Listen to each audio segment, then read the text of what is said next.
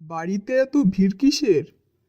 আরে ও কিছু না, আমি প্রতিবেশীদের বলেছি ঢাকা থেকে আমাদের জামাই আসছে। তার জন্য এত ভিড়? ডার্লিং, তুমি তো জানো আজকাল আমি ইংরেজি শিখছি। খবরটা আমি ইংরেজিতে বলেছি, তাই তো এমন হয়েছে। সর্বনাশ! তুমি কি বলেছো ইংরেজিতে? অত আটকে উঠো না তো। আমি শুধু বলেছি today Sunny Leone is coming in our house. আমার কসম, তুমি আর ইংরেজি বলতে যেও না। কথাটা সানি লিওন নয়, সান ইন ল হবে। স্বামী টিভি দেখছিল, হঠাৎ চিৎকার করে বলে উঠল, কবুল বলিস না, কবুল বলিস না, আল্লাহ দোহাই তুই কবুল বলিস না। রান্নাঘর থেকে স্ত্রী জিজ্ঞেস করলো, এই টিভিতে কি দেখছো তুমি? আর বলো না, আমাদের বিয়ের ভিডিওটা। স্বামী স্ত্রী ঝগড়ার এক পর্যায়ে, দেখো, আমাকে রাগিয়ে দিও না। রেগে গেলে কিন্তু আমার ভেতরের পুরুষটা বের হয়ে আসবে। আসুক বেরিয়ে, আমি ইঁদুর ভয় পাই না। বিয়ে 10 বছর পূর্তিতে স্ত্রী বিষণ্ণ ভঙ্গিতে স্বামীকে বলল, তুমি আমাকে কখনো ভালোবাসোনি। স্বামী রেগে গিয়ে বলল, কি? তাহলে এক ডজন ছেলে মেয়ে আমি কি ইন্টারনেট থেকে ডাউনলোড করেছি নাকি?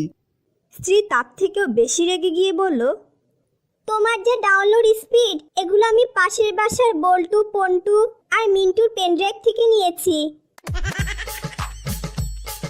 আচ্ছা, তুমি সব সময় অফিসে যাওয়ার সময় ব্যাগে করে আমার ছবি নিয়ে যাও কেন?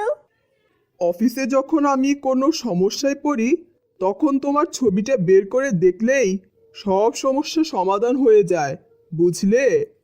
তাই নাকি? তাহলে দেখো আমি তোমার জন্য কতটা সৌভাগ্যের। হুম।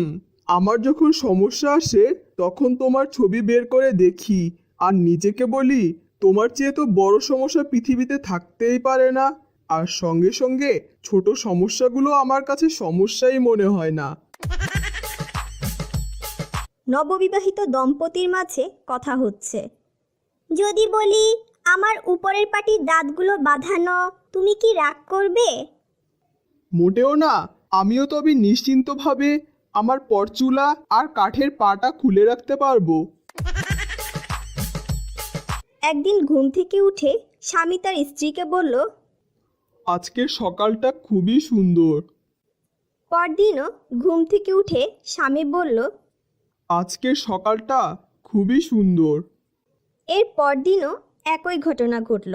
এভাবে এক সপ্তাহ পার হওয়ার পর স্ত্রী বিরক্ত হয়ে বলল, এই তোমার সমস্যা কি? হ্যাঁ, প্রতিদিন একই কথা বলে যাচ্ছ কেন? প্রিয়তমা, সেদিন ঝগড়ার সময় তুমি বলেছিলে কোনো এক সুন্দর সকালে তুমি আমাকে ছেড়ে চলে যাবে, তাই বারবার মনে করিয়ে দিচ্ছিলাম।